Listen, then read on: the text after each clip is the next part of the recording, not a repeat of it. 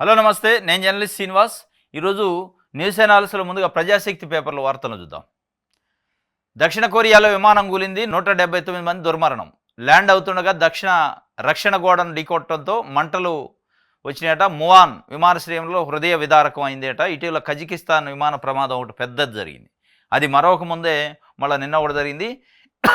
ఇది థాయిలాండ్ రాజధాని బ్యాంకాక్ నుంచి 181 మందితోని ప్రయాణం స్టార్ట్ చేసింది. అక్కడ నుంచి దక్షిణ కొరియాలో మువాన్ అనే ఇంటర్నేషనల్ ఎయిర్పోర్ట్కి చేరుకునే ముందు దిగే ముందు అంటే రన్వే పైన ల్యాండ్ అవుతుంది.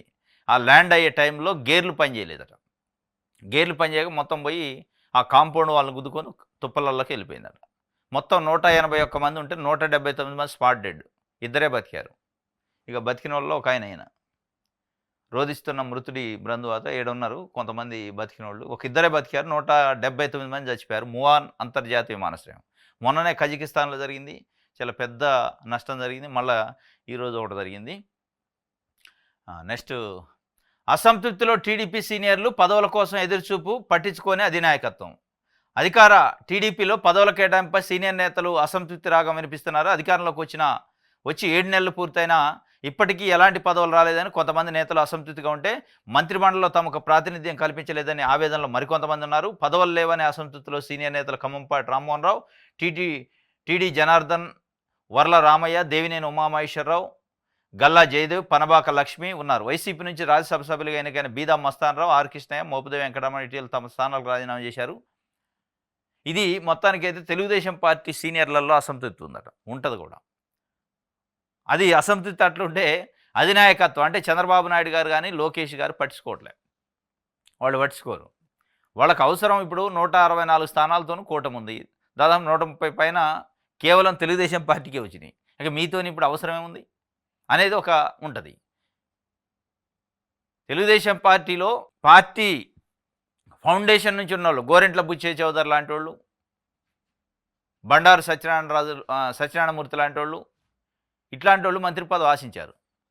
లాస్ట్ టైం దులిపాల నరేంద్ర వీళ్ళకి మిస్ అయింది మంత్రి పదవి, వాళ్ళు ఆశించారు. బోండా ఉమ, ఖమ్మంపాటి రామ్మోహన్ రావు, దేవినేని ఉమామహేశ్వర అంటే ఓడిపోయిన వాళ్ళు కాక గెలిచి ఎమ్మెల్యేలుగా గెలిచి వచ్చిన వాళ్ళలోనే మంత్రి పదవుల కోసం పత్తిపాటి పుల్లారావు, దులిపాల నరేంద్ర, గోరెంట్ల బుచ్చే చౌదరి, బండారు సత్యనారాయణమూర్తి, ఇట్లా చాలామంది వెయిట్ చేస్తున్నారు. అసలు వాళ్ళ గురించి ఉలుకు లేదు, పలుకు లేదు. కానీ నాగబాబు గారు, పవన్ కళ్యాణ్ గారి బ్రదరు నాగబాబు గారిని మంత్రిమండలిలోకి తీసుకోవాలి, ఇందులోని ఒకళ్ళని కడి చేయాలని ఇప్పుడు చూస్తాను. ఇది మొత్తానికైతే అసంతృప్తి బాగానే ఉంది, కానీ అది బయటపడే టైం రాలే. చాలామంది ఉన్నారు ఓడిపోయిన వాళ్ళే ఏదైనా నామినేటెడ్ పదవులు, ఎమ్మెల్సీలు అట్లాంటివి ఇస్తారని, రాజ్యసభ ఇస్తారని వెయిట్ చేస్తున్నారు. వాళ్ళని పక్కన పెట్టేశారు. గెలిచిన వాళ్ళే మంత్రి పదవులు వస్తాయని చూస్తున్నారు, వాళ్ళకి లేదు. కొంతమందికి అయితే కనీసం అపాయింట్మెంట్ కూడా లేదు. చాలా పెద్ద పెద్ద సీనియర్ నాయకులు అయిన వాళ్ళకి కూడా అపాయింట్మెంట్ ఇచ్చే పరిస్థితి లేదట. ఇలా ఈ అసంతృప్తి మరి ఎప్పుడో బ్లాస్ట్ అయింది.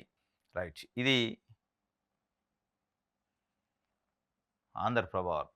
పోలవరం ముంపుపై మళ్లీ పేచీ పడ్డదట. పోలవరం ముంపు భయం పొరుగు రాష్ట్రాలను వెంటాడుతుంది. ఒకవైపు ఒడిశా, మరోవైపు తెలంగాణ అభ్యంతరాలు, ఫిర్యాదులు, అనుమానాలు నివృత్తి చేసి ప్రాజెక్టుకున్న సరిహద్దు చిక్కుముడులను పరిష్కరించేందుకు కేంద్ర జలశక్తితో పాటు రాష్ట్ర ప్రభుత్వం ప్రయత్నాలు ప్రారంభించిందట. పోలవరం ముంపుపై మళ్లీ పేచీ వచ్చిందట. ఇటు తెలంగాణ అభ్యంతరం చెబుతుంది, అటు ఒడిశా చెబుతుంది. కానీ 3 సంవత్సరాల పూర్తి చేస్తానని చంద్రబాబు నాయుడు గారు చెప్తున్నారు. అసలు ఆ ముంపుకు సంబంధించిన పేచీలు, ఆ కథ పంచాయతీ కాలే. నేను 3 ఏళ్లలోనూ పూర్తి చేస్తా అంటున్నాను. అది 3 ఏళ్ళు కాదు, ఇంకా అసలు ఎన్నేళ్ళు పట్టిద్దో తెలవని పరిస్థితులు, అగమ్య గోచరంగా, అనుమానాస్పదంగా అనేక ఆందోళనల మధ్య పక్క రాష్ట్రాలు ఉన్నాయి. వాళ్ళ ఆందోళనలు, వాళ్ళ అనుమానాలను నివృత్తి చేసే కార్యక్రమం స్టార్ట్ అయిందట. కానీ ఇనే పరిస్థితులు 3 ఏళ్లలో ఎట్టి పరిస్థితులు అయ్యేది కాదు. అది ఎన్నికల కోసం 100 చెప్తారు. కానీ అటు ఒడిశా వరుస ఫిర్యాదులు, జాతీయ ఎస్టీ కమిషన్కు కంప్లైంట్ చేసిందట. 50 లక్షల క్యూసెక్కుల అంచనాతో సర్వే చేయాలని తెలంగాణ పట్టు. సంయుక్త సర్వేకి ఏపీ గ్రీన్ సిగ్నల్, అనుమానాల నివృత్తికి సర్కారు చర్యలు చేపట్టిందట. మొత్తానికి వెళ్తే మళ్ళీ పేచీ పడ్డదట. ఇంకోటి, కొత్త సీఎస్గా విజయానంద్ రాష్ట్ర ప్రభుత్వ నియామకం. ఇలా ఇప్పుడున్న సీఎస్ నీరబ్ కుమార్ ప్రసాద్ రిటైర్మెంట్ ఉంది. ఆయన తర్వాత విజయానంద్ అట. ఈయన్ని మొత్తానికైతే గవర్నమెంట్ ఎంపిక చేసింది. ఆశల పల్లకిలో సంక్రాంతికి నామినేటెడ్ పదవులు. మళ్లీ కసరత్తు మొదలుపెట్టిన ఏపీ సీఎం చంద్రబాబు. 60కి పైగా కార్పొరేషన్లకు నియామకాలు, మార్చిలో ఖాళీ కానున్న ఎమ్మెల్సీ స్థానాలు, సీటు త్యాగం చేసిన వాళ్లకు ప్రథమ ప్రాధాన్యం. కూటమి పార్టీలో భారీగా ఆశావాహులు. మొత్తానికైతే ఆశల పల్లెకలో ఊగిస్తుండు చంద్రబాబు నాయుడు గారు. ఒక 60-70 నామినేటెడ్ పోస్టులు ఉన్నాయట. కార్పొరేషన్ చైర్మన్‌లని, ఎమ్మెల్సీలు మార్చిలో ఎమ్మెల్సీలని ఇయన్నీ ఉన్నాయి. ఈటిని చూపించుకుంటా ఏదో కోడిని గట్టి ఏలాడి గట్టి ఇదిగో ఇదే మీకు అన్నట్టు కథ ఉంది. అంటే అందరికీ ఇయ్యలేరు కాబట్టి చాలా పోటీ ఉంది. అంటే కూటమి పొత్తులో భాగంగా దాదాపు ఒక 31 సీట్లు త్యాగం చేయాల్సొచ్చింది. వేరే పార్టీలోళ్ళకి ఇచ్చారు. ఇప్పుడు ఆ ప్లేస్‌లన్నీ సీటు త్యాగం చేసినోళ్ళున్నారు. ఎంపీ సీట్లు కూడా త్యాగం చేసినోళ్ళున్నారు. ఇక అట్లాంటోళ్ళందరికీ ఎమ్మెల్సీలు ఇయ్యాలి, అకామిడేట్ చేయాలి. కొంతమంది కార్పొరేషన్ చైర్మన్‌లు ఇయ్యాలి. కొంతమంది టికెట్ ఇస్తే ఓడిపోయినోళ్ళున్నారు. సీనియర్ పార్టీ నాయకులు. దేవినేని ఉమామహేశ్వరరావు లాంటోళ్ళు. వాళ్ళు వెయిట్ చేస్తున్నారు. ఇక కొంతమంది అసలు గెలిచి లాస్ట్ టైం 2014, 19 మధ్యలో మంత్రి పదవి కోసం ఆశించారు. నామినేటెడ్ పదవుల కోసం ఇయ్యలే. ఇప్పుడు ఆశిస్తే ఇచ్చే పరిస్థితి లేదు. దాంట్లో బుచ్చే చౌదరి గారు, ధూళిపాల నరేంద్ర ఇట్లాంటోళ్ళు కొంతమంది ఉన్నారు. అసలు వాళ్ళ గురించి ఆలోచించినోడు గాని మాట్లాడినోడు లేడు. మొత్తానికైతే ఆశల పల్లకిలో ఊగుతున్నారట. సంక్రాంతికి ఏమైనా కానుకిస్తారా చంద్రబాబు నాయుడు గారు? ఇచ్చే పరిస్థితి అయితే కనిపియట్లే. ఎందుకంటే మార్చిలో ఎమ్మెల్సీ స్థానాలు ఖాళీ అయితే ఆ ఖాళీల్లో ఎవరినైతే ఆయన అకామిడేట్ చేయదలుచుకుంటూ చేసిన తర్వాత ఇస్తారు తప్ప మళ్ళా ఇప్పుడు ఇచ్చే అవకాశాలు ఏం కనపట్ల. ఆ దిశగా అడుగులు లేవు. ఎందుకంటే సంక్రాంతి 2 రోజులు 15 రోజులే ఉంది. 60 కార్పొరేషన్లు ఉన్నాయట. త్వరలో ఎమ్మెల్సీ కూడా ఖాళీ కాబోతున్నాయి. 3 ఎమ్మెల్సీలు ఉన్నాయి. 3లో మరి దేవినేని ఉమామహేశ్వరరావు ఒక ఆయన అడుగుతుండట. జనసేన పోటీ ఉంది. మరి బీజేపీ కూడా ఉండొచ్చు. ఇవన్నీ ఉన్నాయి. కాబట్టి భారీగా పోటీ అయితే ఉంది. మరి ఈ పోటీని ఎట్లా అడ్జస్ట్ చేస్తారో ఏందో చూడాలి. ఆంధ్రజ్యోతి చూద్దాం. సంధానానికి సయ్యాట. గోదావరి పెన్నా అనుసంధానానికి గ్రీన్ సిగ్నల్. 3 నెలల్లో పనులు ప్రారంభించి 3 ఏళ్లలో పూర్తి చేయాలట. జలహారం సీమకు వరం. ఆ వరాలు ఇచ్చి ఇప్పుడు ముఖ్యమంత్రి అయినప్పుడల్లా వరాలు ఇస్తాడు. జలహారం అట. ఏంది సంధానానికి సయ్యి. ఏంది సంధానం అంటే గోదావరి పెన్నా నదిని సంధానం చేస్తారట. పోయిన 2014 నుంచి 2019 మధ్య కూడా కృష్ణాని గోదావరిని లింక్ చేసినా అయిపోయింది. అనుసంధానం చేసిన నదుల్ని ఇక నీళ్ళు వచ్చినాయి అన్నాడు. ఎడిపోయినాయో తెలియదు. ఆ నీళ్ళు ఎక్కడున్నాయి? పట్టిసీమ అన్నాడు. ఇప్పుడు ఆ పట్టిసీమతోనే ఎక్కడ రాష్ట్రం సస్యశ్యామలమైంది? మరి 2 పెద్ద నదులు రాష్ట్రంలో ప్రవహించే 2 పెద్ద నదులు అనుసంధానం అయితే రాష్ట్రం అంతా సస్యశ్యామలం కావాలి. కనీసం సగం రాష్ట్రం అన్న కావాలి. ఒక జిల్లాకి సరిపోతున్నాయి ఆ పట్టిసీమ. ఒక జిల్లాలో కూడా ఇప్పుడున్న కొత్త జిల్లాలకి. ఇప్పుడు మళ్ళీ గోదావరి పెన్నా అని పెట్టుకుంటూ చంద్రబాబు నాయుడు గారు జలహారం అట సీమకు వరం ఇస్తారట. ఈ ప్రతిపాదనలు గ్రీన్ సిగ్నల్ ఇచ్చారట. 3 నెలల్లో పనులు కూడా ప్రారంభిస్తారట. ఆ డబ్బులు లేవు. పనులు ఏం ప్రారంభిస్తారు? డబ్బులు ఉంటే కదా పనులు ప్రారంభించడానికి. అరబిందో అత్యవసర అక్రమాలట. 108, 104 ఉద్యోగాల భర్తీలో చేతి వాటం చూపించిందట. నియామకాల్లో పేరుతో లక్షల్లో వసూళ్లు. శిక్షణకు మరో 10,000 గుంజరమైన. 108 అంబులెన్స్లో ప్రైవేటుకు రోగులు. బిల్లుల్లో పర్సంటేజీలు తీసుకున్న సిబ్బంది. గుంటూరులో భారీగా అందిన ఫిర్యాదులు. విచారణకు రంగంలో దిగిన విజిలెన్స్. అక్రమాలపై కూపీలాగుతున్న అధికారులు. ఫోన్ చేయగానే కుయ్యమని హారన్ కొట్టుకుంటూ 108, 104 వాహనాలు రావడం తెలిసిందే. కానీ ఈ వాహనాలు రాక ఆసుపత్రులకు పోక మధ్య అత్యవసర సేవలు నిర్వహించే అరబిందో సంస్థ అనేక అక్రమాలకు పాల్పడినట్టు ఫిర్యాదులు వెలువడుతున్నాయి. ఉద్యోగుల నియామకాల నుంచి రోగులను ఆసుపత్రులకు తరలించడం వరకు వసూళ్లకు పాల్పడినట్టు ఫిర్యాదులు రావడంతో విజిలెన్స్ అధికారులు విచారణ చేపట్టారు. ఇది మరీ దారుణం. అరబిందో ఫార్మా కంపెనీ వాళ్ళు పెట్టిందే ఫార్మా కంపెనీ, హెల్త్కి సంబంధించింది. అది కూడా వాళ్ళకి 108, 104 మేనేజ్మెంట్ బాధ్యతలు ఇచ్చింది గవర్నమెంట్. దాంట్లో 108, 104లో పనిచేయడానికి స్టాఫ్ నియమించింది వాళ్ళే నియమించుకున్నట. దాంట్లో అవుట్ సోర్సింగ్ ఏజెన్సీతోని. దాంట్లో కూడా నియామకాల్లో లక్షల్లో చేతులు మారినట డబ్బులు ఉద్యోగం ఇచ్చినందుకు. దాని తర్వాత ట్రైనింగ్కి ఇంకో 10,000 అట. మళ్ళీ వీళ్ళు చేసే ఘనకార్యం ఏంటంటే తీసుకుపోయి ప్రైవేట్ హాస్పిటల్లో జాయిన్ చేపిస్తారట. ఇంతకంటే దారుణం ఉంటుందా? అరే 108 దేనికి? అత్యవసరంగా అంబులెన్స్ కోసం అది ఉంది. 108 కానీ 104 కానీ అత్యవసరంగా హాస్పిటల్కి తీసుకెళ్ళాలి. అది ఏ హాస్పిటల్ అని కావచ్చు, ఆ పేషెంట్ ఇష్టం. అంటే అంబులెన్స్ 108 వచ్చిందంటే గవర్నమెంట్ హాస్పిటల్కే అని కాదు దాని అర్థం. 108కి కాల్ చేసే ఎమర్జెన్సీ ఉన్నప్పుడు కాల్ చేస్తే వస్తుంది, తీసుకెళ్తుంది. లిఫ్ట్ చేసి మనకి ఆ ఏరియాల దగ్గరలో ఉన్న ఏ హాస్పిటల్ తీసుకోవాలంటే పేషెంట్ కుటుంబ సభ్యుల ఇష్టానుసారం తీసుకెళ్తారు. గవర్నమెంట్ హాస్పిటల్ తీసుకోవాలని కూడా ప్రైవేట్ హాస్పిటల్ తీసిపోయి పర్సెంటేజీలు ఇచ్చి హాస్పిటల్ తీసిపోయి పర్సెంటేజీలు తీసుకుంటారట. ఇంతకంటే దారుణం ఉండదు. ఇగో ఇట్లాంటి వాళ్ళు తొలగించాలి కూడా, ఉంచొద్దు. 108, 104 అంటే అదొక సేవా దృక్పథం. దానికి సేవ చేసేటోడు, ఆ మనసు ఉన్నోడు, ఆ ధ్యాస ఉన్నోడు పెట్టుకోవాలి. ఈ డబ్బుల మీద ధ్యాస ఉన్నోడు ఆడ పని చేయలేడు. అది పూర్తిగా సర్వీస్ అది. దీంట్లో కూడా అక్రమాలు చేశారట. వివాదాల జైళ్ళట. జైళ్ళలో కూడా వివాదాలు ఉన్నాయట. ఖైదీలకు లాఠీల దెబ్బలు, సిబ్బందికి వేధింపులు, శాఖల అవినీతి కిరణంపై తీవ్ర ఆరోపణలు. రాజమండ్రి జైల్లో ఖైదీ పట్ల రాక్షసత్వం. విశాఖ జైల్లో 2 వార్డర్ల దుస్తులు విప్పించి ఖైదీల ముందు అవమానించిన ఓ అధికారి. సిబ్బంది ఆందోళన మద్దతుగా కుటుంబ సభ్యులు. ఆదివారం 66 మంది వార్డర్లకు అటాచ్మెంటు. రాష్ట్ర వ్యాప్తంగా జైళ్లలో సిబ్బంది నిరసనలు. సరిదిద్దాల్సిన ఉన్నతాధికారులు మీనమేషాలు వేస్తారట.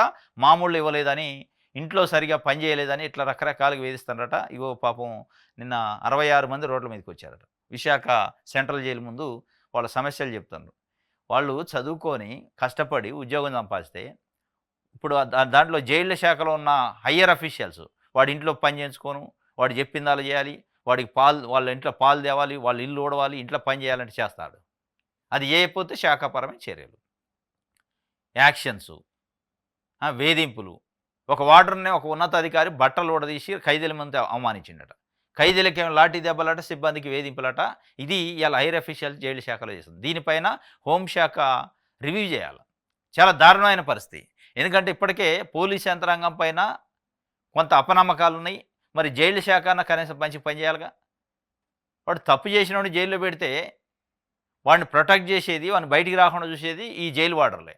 వాళ్ళని వేధించి బట్టలు ఊడదీసి నగ్నంగా నిలబెడితే ఖైదీల ముందు, తప్పు చేసిన ఖైదీల ముందు నిలబెడితే ఎవరిని మీరు తప్పు పడుతున్నట్టు, ఏం ఇండికేషన్ ఇస్తున్నట్టు అనేది ఉన్నతాధికారులు ఎవడుండో వాళ్ళ మీద చర్యలు తీసుకోవాలి వాస్తవంగా. ఇక పాపం నిన్న రాష్ట్ర వ్యాప్తంగా విశాఖ జైల్లో గంజాయి సెల్ ఫోన్లు వస్తున్నాయట. డబ్బులు తీసుకొని మామూళ్ళు పెద్ద పెద్ద అధికారులు కిందున్న కానిస్టేబుల్ని ఇట్లాంటి వాళ్ళని బలి చేస్తారు.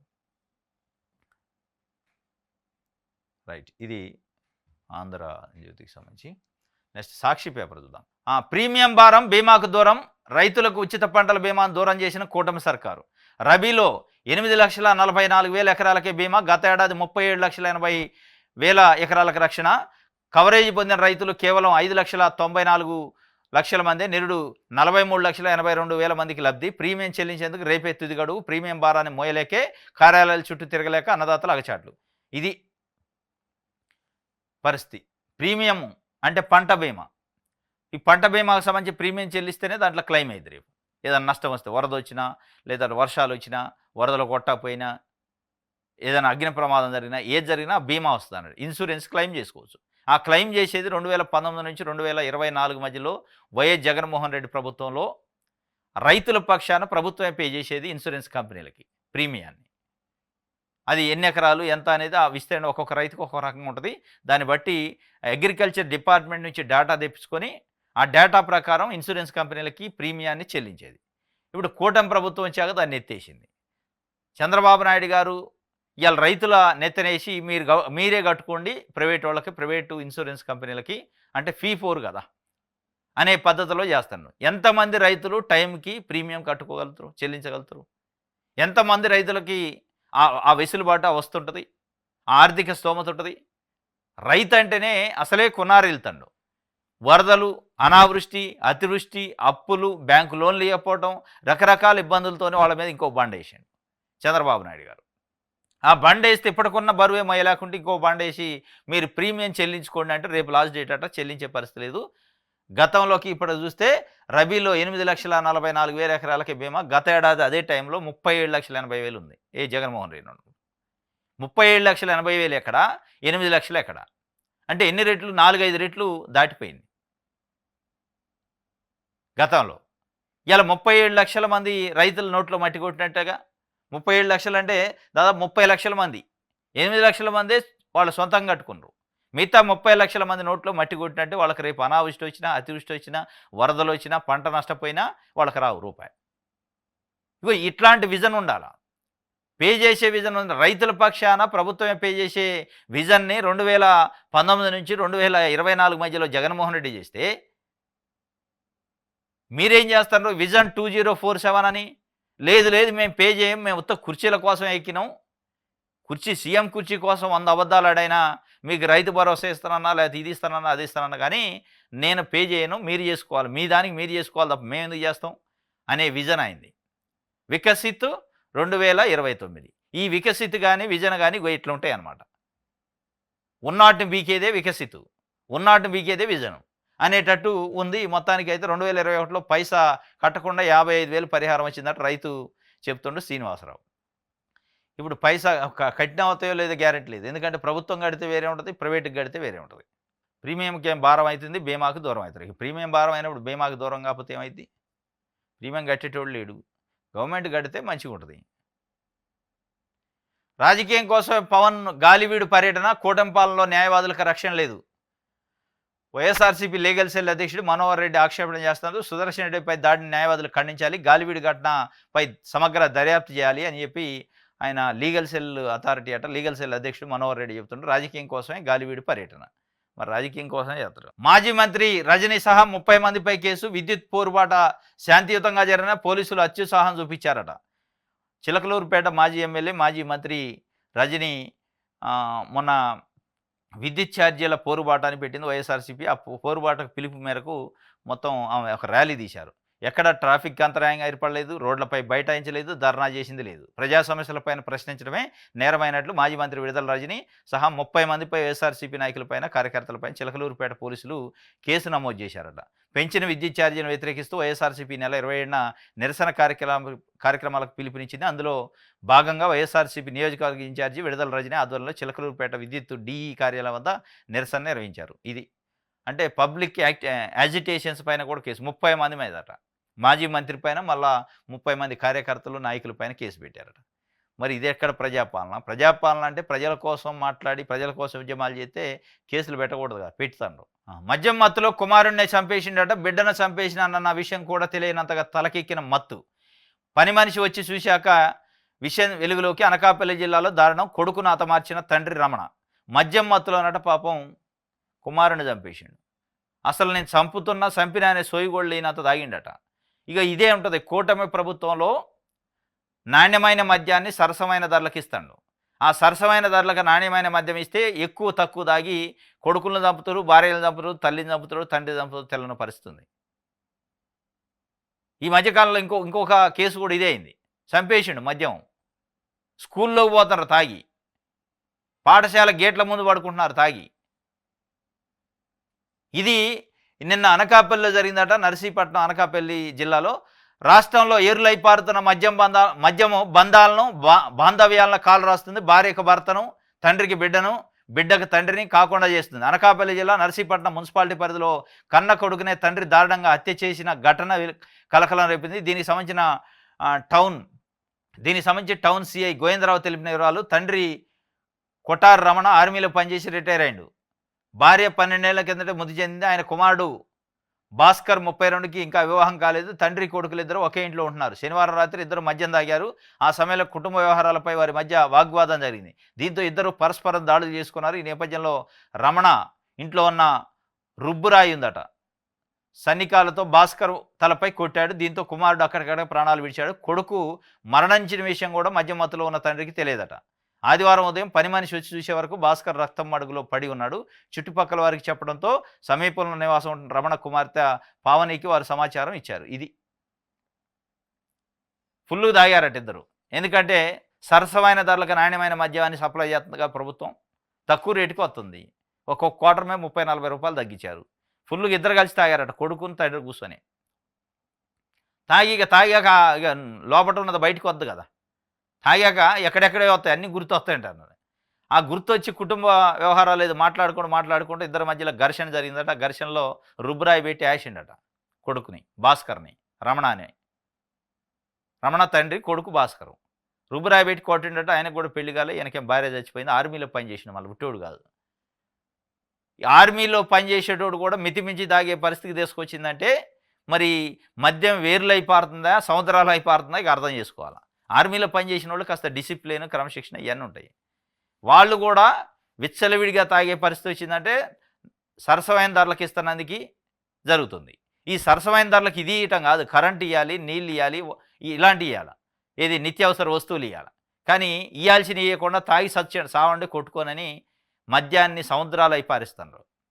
చచ్చిపోయింది పాపం అనకాపల్లిలో. ఇది అసలు అది విషయం ఏంటంటే డెడ్ బాడీ ఆడ పెట్టుకొని కూడా పడుకుంటాడు. పొద్దున వచ్చింది పని మనిషి వచ్చి చూసిందాక తెలియదట. నేను కొడుకుని చంపినా కొట్టుకున్నాం మనం, చనిపోయిండు అనే విషయం కూడా తెలియక రక్తం మడుగులు చనిపోయి ఉంటే అప్పుడు పని మనిషి వచ్చి బయట ఉన్న జనాలకు సమాచారం ఇచ్చిందట. ఆ స్థాయిలో తాగిండట. మరి ఇది మనకు బయటికి వచ్చింది కాబట్టి ఇది బయటికి రాని రోజు ఎన్ని జరుగుతున్నాయి. ఈ సరసమైన ధరలలో ఉన్న మద్యానికి, ఏరులై పారుతున్న మద్యానికి మనకు బయటికి రాకుండా, మీడియాకి తెలవకుండా లోపల జరిగే ఎన్నున్నాయి. ఇక మనం తర్వాత ఆలోచించుకోవాలి. చూస్తే కానీ బయటకు వచ్చినప్పుడు తెలుస్తుంది. రైట్. ఇది సాక్షికి సంబంధించి. దిశ చూద్దాం. రాష్ట్రంలోట చీఫ్ మినిస్టర్ ఫెలోస్ పెడతారట. చీఫ్ మినిస్టర్ ఫెలోస్ సీఎం కార్యాలయానికి అనుబంధంగా ఏర్పాటు చేస్తారట. ప్రజల నాడి తెలుసుకున్న రాబిన్ శర్మ బృందం, మంత్రుల వద్ద మరో టీము, ప్రభుత్వానికి సహాయకారిగా బృందం. ఏముంది అందులో ప్రజల నాడి తెలుసుకోను? చీఫ్ మినిస్టర్ ఫెలోస్ పెడతారట. ఇప్పటికే ఇంటెలిజెన్స్ వ్యవస్థ ఉంది, ఇప్పటికే చాలా సర్వే వ్యవస్థలతో మీరు కనెక్ట్ అయి ఉన్నారు. ఇక దీంట్లో నాడి తెలుసుకోవడానికి ఉంది. మీరు డైరెక్ట్గా మీ కార్యకర్తలను, లోకల్లో ఉండే కార్యకర్తలు చాలు మీకు నాడి చెప్పడానికి. నిజంగా చెప్పండి, మీరు ఎక్కడ పొగడతలొద్దు, పార్షియాలిటీ వద్దు, ఉన్నది ఉన్నాడు చెప్పండి అంటే చెప్తారు. ఇవాళ తల్లికి వందనం రాలేదని తిట్టుకుంటున్నారు, రైతు భరోసా లేదని తిట్టుకుంటున్నారు, వాలంటీర్లను తీసేస్తే వాలంటీర్లు 2,60,000 మంది రోడ్ల మీద ఉన్నారు. ఇట్లా ప్రతి దాంట్లో మీరు యూటర్న్ తీసుకున్నారు. బీసీలకు 50 సంవత్సరాలు నిండితే పెన్షన్ ఇస్తా అన్నారు. ఇవన్నీ ఎగనాం పెట్టారు. ఎగ్గొట్టే కార్యక్రమం యూటర్న్ తీసుకున్నది ప్రజలు అనుకుంటున్నారు. ఇక దాంట్లో పెద్దగా తెలవాల్సింది ఏముంది అందులో? ఇక ప్రజల నాడి ఏముంది? నాడి పట్టుకొని చూస్తారు పోయి. అది రాబిన్ శర్మ ఇంకోటి ఎవడవసరం లేదు. రచ్చబండ కాడికి పోయి గ్రామంలో ఉట్టిగా మారేషంలో పోయి చూడవాను మీ కార్యకర్తల్ని. మారేషంలో పోయి అయ్యా ఎట్లుంది చంద్రబాబు నాయుడు గారి పరిపాలన అంటే చెప్తారు. పట్టా వదులుతారు. ఇక దానికి పెద్ద ఏది చీఫ్ మినిస్టర్ ఫెలోసా అవసరమా? వాళ్ళకి ఒక డబ్బులు దండగా. ఇదంతా టక్కుటమా రిజల్ట్ తప్ప ఈ కాదు కావాల్సింది. ఫీల్డ్ లెవెల్లో ప్రజలు ఏమనుకుంటున్నారు తేలాలంటే ప్రజల దగ్గరకు పోండి. ప్రజల దగ్గరకు పోయి మీ మంది మార్బాలం ఆర్భాటం లేకుండా న్యాచురల్గా పంపించండి మీ కార్యకర్తలని. కార్యకర్తల నుంచి ఫీడ్ తెప్పించుకోండి, వస్తుంది ఫీడ్బ్యాక్. ఎక్కడ దాకా ఎందుకు? మీరు అన్న సూపర్ 6 సంబంధించి ఎన్ని అమలు అవుతున్నాయి? ఉచిత బస్సు అమలు అవుతుందా? 1,500 రూపాయల మహిళలకు అమలు అవుతుందా? బీసీలకు 50 సంవత్సరాలు నిండితే పెన్షన్ వస్తుందా? తల్లికి వందనం వస్తుందా? రైతు భరోసా వస్తుందా? నేతన్న హస్తం వస్తుందా? విద్యా దీవెన వస్తుందా? విద్యా కానుక వస్తుందా? ఇవన్నీ గతంలో 5 సంవత్సరాలు ప్రజలు అనుభవించారు. వాళ్ళు డైరెక్ట్గా అకౌంట్లలో డబ్బులు పడ్డాయి. ఇవన్నీ రావట్లేక నాడేముంది అందులో? మీరు ఇవన్నీ చెప్పి ఎన్నికలలో గెలిచారు. ఎన్నికల్లో గెలిచాక వీటి గురించి మాట్లాడటం మర్చిపోయారు. వాలంటరీ వ్యవస్థనైతే దారుణంగా వెన్నుపోటు పొడిచారు. నేను గెలిస్తే 10,000 ఇస్తా, నేను 5,000 కాదు గౌరవవేతనం ఇచ్చి మీకు ఉద్యోగ భద్రత కల్పిస్తానండి. ఎడుబాయ్ ఇట్లా ఆ నాడికి పెద్దగా నువ్వు ఇక రాబిన్ శర్మలు అమెరికా నుంచి యుఎస్ నుంచి తెప్పియాల్సిన అవసరం లేదు. ఇక్కడున్న ఎవరైతే బాధితులు ఉన్నారో వాళ్ళని అడిగితే చెప్తారు.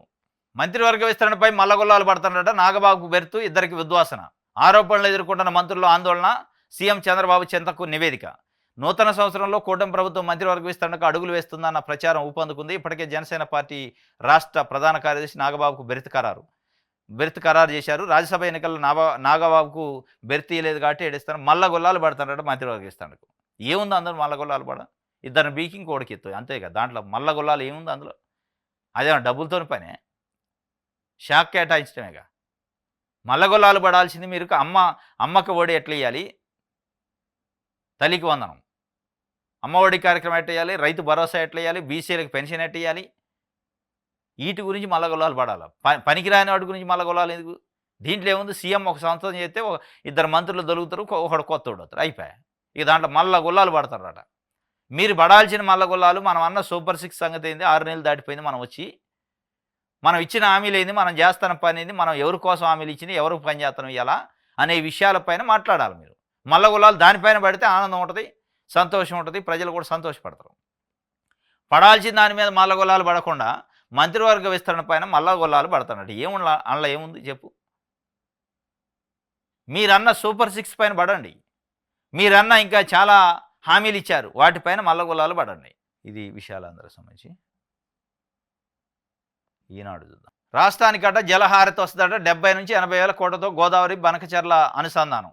ఈ 70 నుంచి 80 వేల కోట్ల జీతాలు ఇయటానికి డబ్బులు లేవు. ఇది అయ్యే పనులేనా? అమరావతి కట్టడానికి 15,000 రూపాయలు ముష్టి అప్పు కోసం 33 సార్లు తిప్పలు పడుతున్నారు. వాడు అప్పు ఇవ్వాలంటే నాకేంది లాభం అనే పరిస్థితికి వచ్చింది ప్రపంచ బ్యాంకు. ఎంత వస్తుంది రిటర్న్ వల్ల నాకు అనే పరిస్థితికి వచ్చింది. ఏడాట 80 నుంచి 80 వేల కోట్లతో అనుసంధానం అట. ఇదంతా మరి ఆ ఊహల్లో తిప్పుతున్నారు. ఏం చేస్తారో చూడాలి.